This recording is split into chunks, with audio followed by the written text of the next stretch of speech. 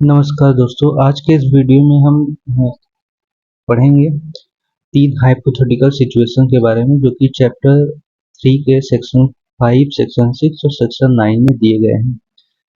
हमने juvenile justice board के part first में पढ़ा था जुवेनाइल जस्टिस बोर्ड के इंट्रोडक्शन के बारे में, जुवेनाइल जस्टिस बोर्ड के सेक्शन 4 के बारे में, जिसमें हमने जाना था कि जुवेनाइल जस्टिस बोर्ड का एस्टेब्लिशमेंट कौन करता है, कॉन्स्टिट्यूशन प्रोविजन क्या है उसके, और टर्म कंडीशन के बारे में तथा एलिजिबिलिटी के बारे में। तो उस वीडियो में हमने ये भी बताया था कि जो चैप्टर थर्ड है जुवेनाइल जस्टिस बोर्ड का, उसको हम 4 कैटेगरी में बांट सकते हैं, जिसमें जो पहली कैटेगरी थी वो थी जनरल प्रोविजन की और सेकंड थी हाइपोथेटिकल सिचुएशन की। तो आज के इस पार्ट में हम इन्हीं 3 हाइपोथेटिकल सिचुएशन के बारे में जानेंगे जो कि चैप्टर थर्ड में दिए गए हैं। जो फर्स्ट सिचुएशन है दोस्तों सेक्शन 5 में प्रोवाइड की गई है, जिसमें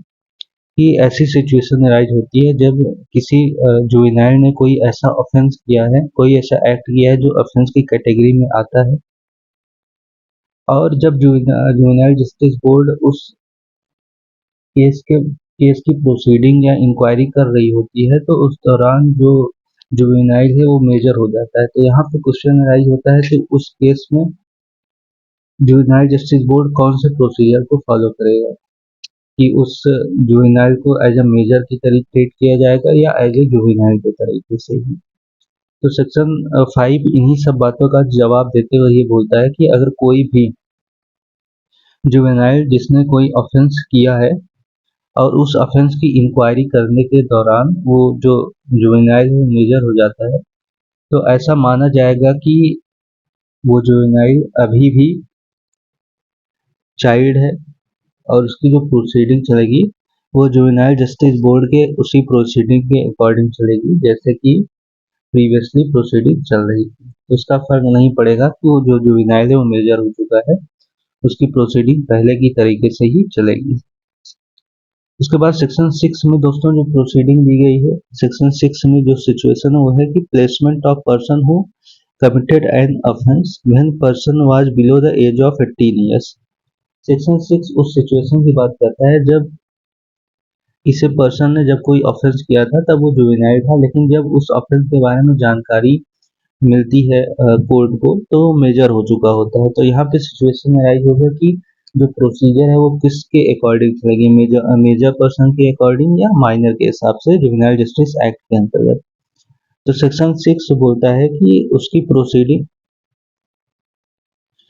उसको एज ए चाइल्ड ट्रीट किया जाएगा और जिसकी प्रोसीडिंग है जुवेनाइल जस्टिस एक्ट के अकॉर्डिंग ही चलेगी। और अगर उसको बेल दिया जा रहा है तो उसको place of safety during the process of inquiry, उसको ऐसा स्थान पर रखा जाए जहाँ उसकी सेफ्टी इंश्योर हो सके। तो इसके लिए सेक्शन 6 में प्रोविजन दिया गया है। अब दोस्तों जो थर्ड सिचुएशन के बारे में सेक्शन 9 में प्रोविजन दिया गया, जो कि बात करता है जब किसी ऐसे मजिस्ट्रेट के पास कोई ऐसी प्रोसीडिंग जाती है जिसमें ये लगता है मजिस्ट्रेट को कि जो एक्यूज्ड है वो जुवेनाइल है, या कोई पर्सन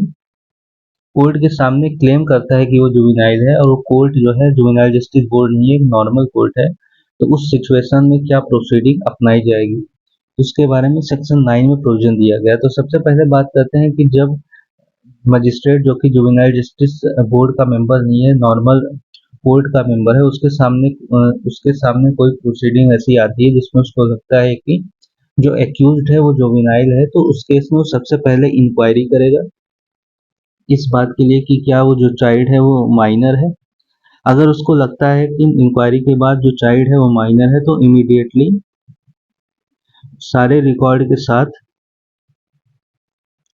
अपनी प्रोसीडिंग के सारे रिकॉर्ड के साथ उसको